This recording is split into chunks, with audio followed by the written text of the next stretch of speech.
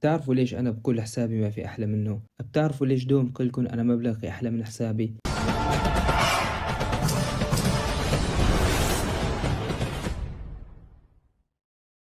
كيفكم شو الأخبار؟ تعالوا نطور أفضل سلاح باللعبة بالنسبة لي، سلاحي المفضل. إيش قصة له نازل باللعبة؟ أول ما نزلوه على اللعبة سلاح جديد، من لما نزلوه أنا ناطر نزلوا له سكين بيتطور. هلا شفتوا أنتوا كلكم شفتوا فيكم تستردوا هذا الأزرق بالجواهر، بس ما اشتريته لأنه كنت متأمل إنه راح ينزلوا واحد من 7 تطويرات، لهيك ما اشتريت. تعالوا هلا نطوره، بس خلص بدي أحكي هيك كلمتين أو كنصيحة إلكم يعني. طبعا هالنصيحة هاي من خلال تجربتي، تمام؟ بس قبل ما نبلش لا تنسونا باللايك والمتابعة وكومنت حلو مثلكم حبايبي انتو. يا عيني على أفخم سلاح باللعبة. شوف الشكل المتقدم تبعه، شوف هاي الشكل المتقدم. سلاح بالفعل والله بيستاهل. إذا بده 50 ماتيريال كنت بدي أطوره، والله إذا بده 50 كنت لطوره، ما ببخل عليه أبدا والله. هاي ليفل 4، طوره على الليفل 4. نشوف هاي تأثير الضرر تبعه، تأثير الدمج كتير كتير حلو يعني بالجيم. أنا هون ما بيبين، بس لما تضرب اللاعب بيبين معك. شوف هاي الشكل النهائي تبعه، يا عين.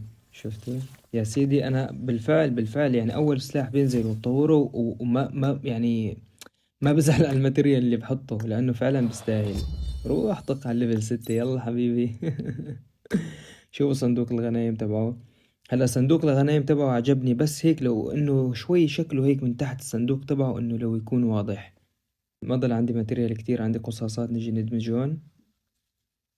دمج 19 ماتيريال حلوين. نروح نكمله على صندوق الغنايم، نظبطه ونخلصه. بالفعل بيستاهل يعني، حتى اذا بيكونوا من 10 تطويرات كنت بدي اطورها، والله كنت بدي اطوره. ليش بدي اطوره؟ هلا ايش قصة له نازل هذا السلاح على اللعبة؟ من هديك الايام عم بستنى ينزلوا له سكن له، لانه سلاحي المفضل يعني اذا بشوفه بالجيم بدي شيله.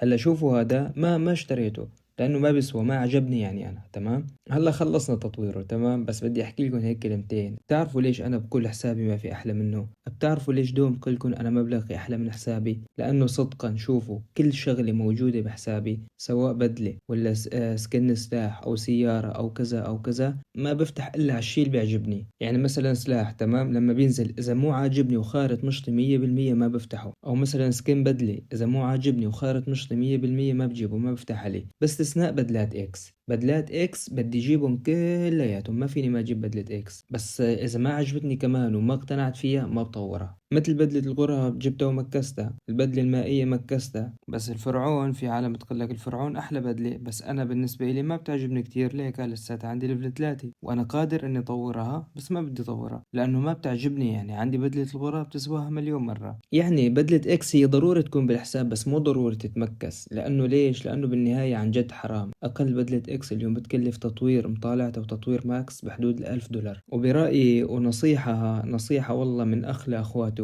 يعني هلا انت اوكي عم تصرف على حسابك، عم تعمل كذا، مو ضروري اي باكج بينزل على اللعبة تروح تفتحه. اخي انت اليوم عم تعمل حساب الك، روح اخي شوف الباكج اللي بينزل وبيعجبك، اوكي روح افتح عليه جيبه، ما حدا بيقول لك لا. بس تيجي تفتح بشكل عشوائي صدقا حرام. يعني في ناس ما بيروحوا باكج من ايدهم، طبعا بغض النظر عن الناس اللي عندها مصاري كتير، الله يرزق الجميع طبعا، وبغض النظر عن اليوتيوبرز او كذا. بس في ناس لما بيفتحوا باكج بيفتحوا من شغلهم. ها كتير ناس والله انا بعرف كتير ناس بيروحوا رواتبهم كلها على الباكجات. ما انك مضطر تورجي الناس انه عندك افضل حساب يعني، بس والله مشان ترضي الناس. ارضي حالك انت، لما عندك حساب بيعجبك خلاص هذا بيكفي. هلا شوفوا السيارات اللي عندي اللي حاططهم بالبروفايل اغلبكم بشوفهم، هدول افضل سيارات صدقا. عندي سيارات كمان، بس هدول اللي بحبهم. هلا بينزلوا باكجات سيارات كتير ما بفتح عليهم، ليش؟ لانه خلاص انا عندي سيارات مقتنع فيهم وحابهم، شو بدي بغيرهم؟ يعني هلا اذا عارض هدول بحبهم انا، اذا بدي اجيب غيرهم وين بدي احطهم؟ غير دي يكونوا جوا بالمخزون، شو بدي استفاد منهم انا اصلا؟ او لما بدي ادخل جيم يعني بكم سيارة بدي العب؟ غير سكن واحد انا اللي بحبه اكتر شيء بلعب فيه بالجيم.